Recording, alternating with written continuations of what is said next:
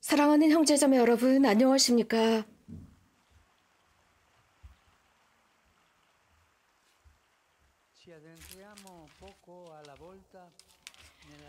천천히 갈라디아인들에게 보낸 서한으로 들어가도록 하겠습니다.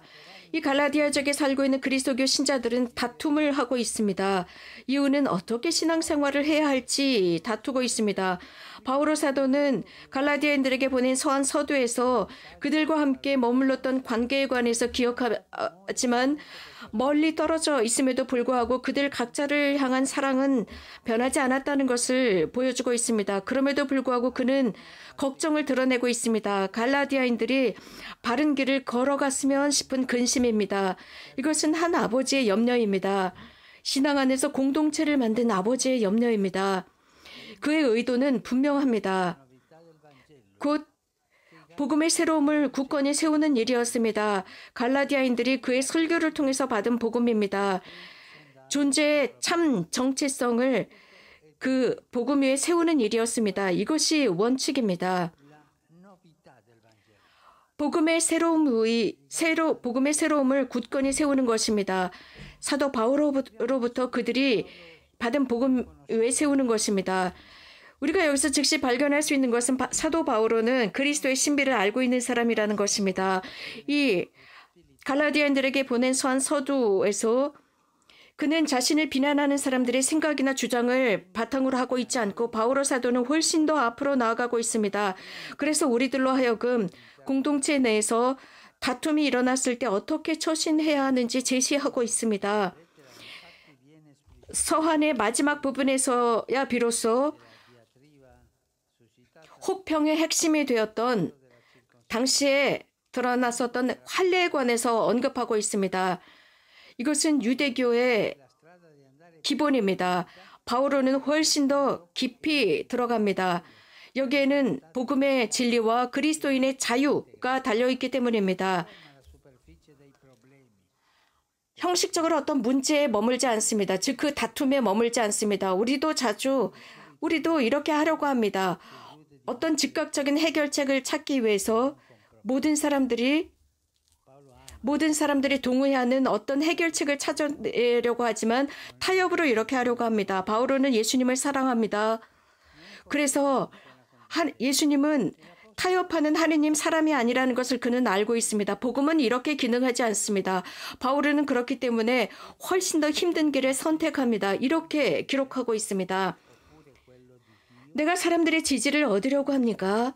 아니면 하느님의 지지를 얻으려고 합니까? 그는 모든 사람들의 지지를 얻으려고 하지 않습니다. 내가 사람들의 호감이나 사려는 줄 압니까? 내가 아직도 사람들의 호감을 사려고 한다면 나는 그리스도의 일꾼이 아닐 것입니다. 라고 언급하십니다. 가장 먼저 보이는 것은 바오로 성인은 갈라디아인들로부터 그분께서 참 사도이지만 당신이 잘해서가 아니라 하느님의 부르심에 의한 참 사도가 되었다는 것을 기억시키면서 당신의 성소, 회개에 관해서 그들에게 들려줍니다. 부활하신 예수 그리스도께서 그에게 발현하셨던 사건, 다마스커스로 갈 때의 사건이었습니다. 여기에서 관찰하는데 아주 흥미로운 것은 그분의 삶입니다. 즉 회개 이전의 사건입니다. 이렇게 당신의 삶에 관해서 언급합니다. 과거의 삶이죠. 저는 하느님의 교회를 박해했습니다. 잔인하게 박해하고 파괴했습니다. 유대교를 옹호하고 지지하는 당시의 동년배들 그 어떤 누구보다도 앞장섰습니다. 선조들의 전통을 지키고 지지하는 사람이었습니다. 바오로는 유대교가 모든 것에 우선이 된다고 생각하는 사람이었고 열렬한 바리사이였습니다. 그래서 모든 정의는 율법을 지키는 데서부터 온다고 생각하던 사람이었습니다. 제 생각으로 바오로는 여기에서 두 번에 걸쳐서 자신이야말로 전통을 지키고 지지하는 사람이었다고 두 번에 걸쳐서 주장하고 있습니다. 그는 율법에 확신하고 있었습니다. 이것이 바오로의 스토리입니다. 한편으로 그가 주장하는 것은 또 강조하는 것은 그는 아주 잔인하게 교회를 박해했던 사람이라는 것입니다. 교회를 비난하고 미워하고 박해하고 폭력을 가하던 사람이었습니다. 어떤 누구도 그의 손을 피해갈 수 없었습니다. 그리스도교 신자라면 말입니다. 자기 자신을 이렇게 드러내고 있습니다. 또 한편으로 여기서 하나님의 자비를 드러냅니다. 그런 그의 모습에 하나님의 자비가 드러납니다. 그래서 그를 변모시킵니다. 근본적으로 바꾸어 놓았습니다. 모든 사람이 알아볼 수 있는 변화였습니다. 이렇게 기록합니다. 저는 개인적으로 유대교회에 알려지지 않았습니다. 그리스도를 사랑하는 사람으로 알려지지 않았습니다. 하지만 그들은 박해하던 그리스도 교회를 박해하던 사람이 지금은 그리스도를 전하는 사람, 박해하던 사람이 전하는 사람으로 알려져 있을 뿐입니다. 저는 회개했습니다. 바뀌었습니다. 마음이 바뀌었습니다. 이렇게 바오로 사도는 자기 자신의 성소를 분명하게 보여주고 있습니다.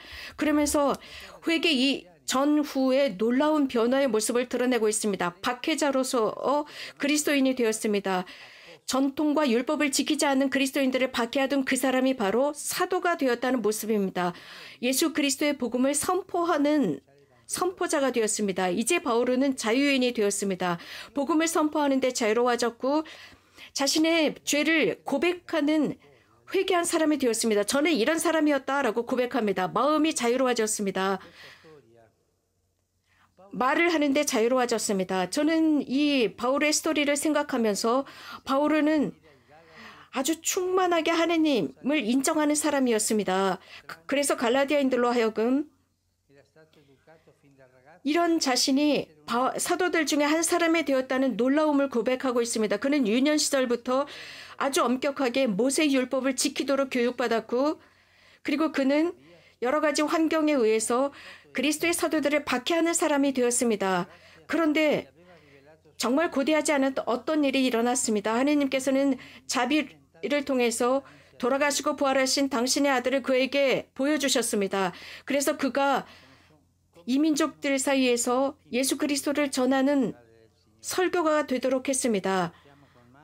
이렇게 하나님의 길은 우리가 도저히 상상할 수 없습니다. 우리는 매일 그것을 손으로 만지고 체험할 수 있습니다. 특별히 바로 그 순간 말입니다. 하나님께서 우리들을 부르신 순간을 생각할 때 더욱 그렇습니다. 우리가 절대로 잊지 말아야 하는 것이 있습니다. 하나님께서 우리들의 사흘 만에 들어오셨던 그 순간 그 방법을 꼭 기억해야 합니다.